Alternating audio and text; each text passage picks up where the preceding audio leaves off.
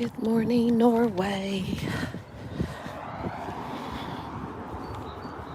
My supervisor had a meeting with my students, so I didn't have to go in for my 8:30 class. So I'm Distance 2 kilometers. Duration 1 hour 18 minutes 49 seconds. Pace 50 minutes 35 seconds per kilometer.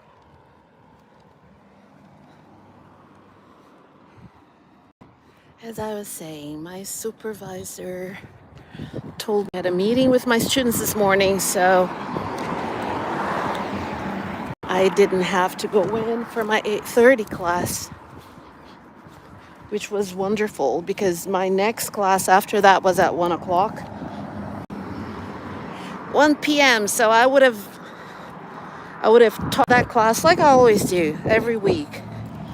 I teach that class from 8:30 till 10, and then I sit in my office working until my next class, which is at 1 p.m. So this morning I was blessed. And I think it's so funny that people say things to me like, oh, so you get to sleep in. I wake up at 4 or 4:30 every morning.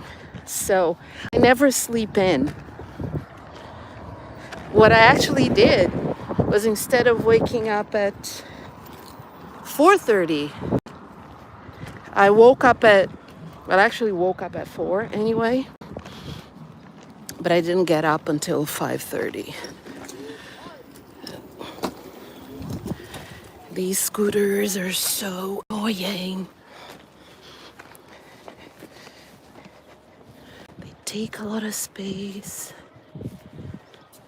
It's difficult for everyone. God bless the youth, though.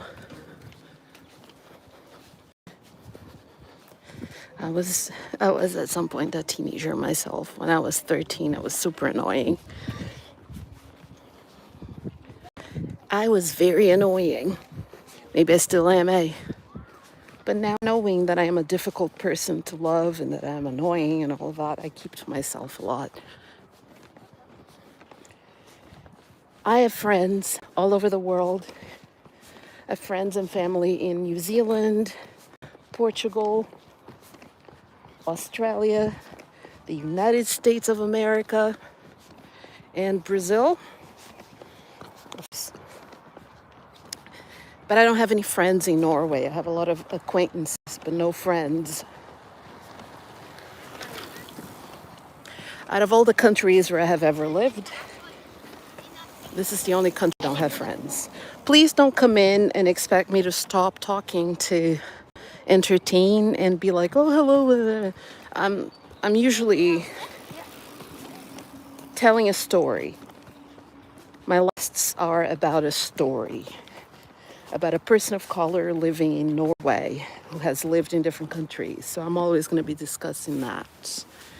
So I advise people to listen if they want to, or swipe away and go somewhere else.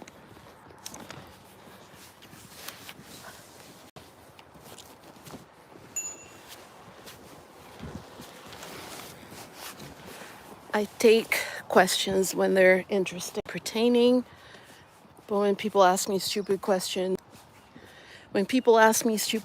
I don't answer them. Sorry. In my line of work, which is teaching, I'll take any question, anytime from my students.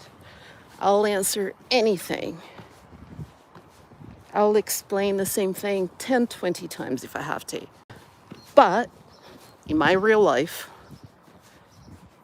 with strangers, I have zero patience for stupid questions.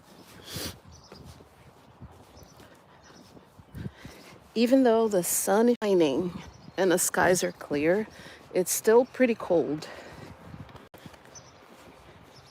The problem is that if I put on my jacket, I will be sweating under my arms, which is disgusting. And if I take off my jacket, I am cold and miserable. Hygiene is my number one priority in life.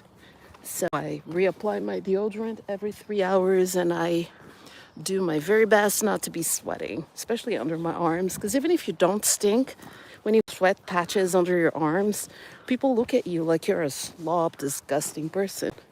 They do.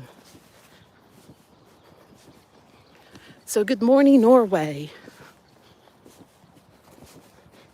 I'm gonna start working today at 1 p.m. But I'm gonna be in the building at around 10 something. No, not even 10. Probably like 10:15, 10:20, something like that. Maybe even 10:35. Depends on who the bus driver is.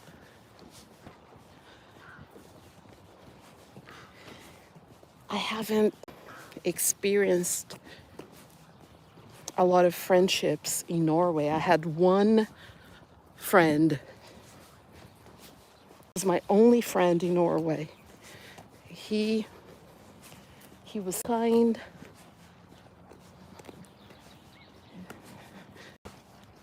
That's the adjective for him. He was kind. And he was so nice to me.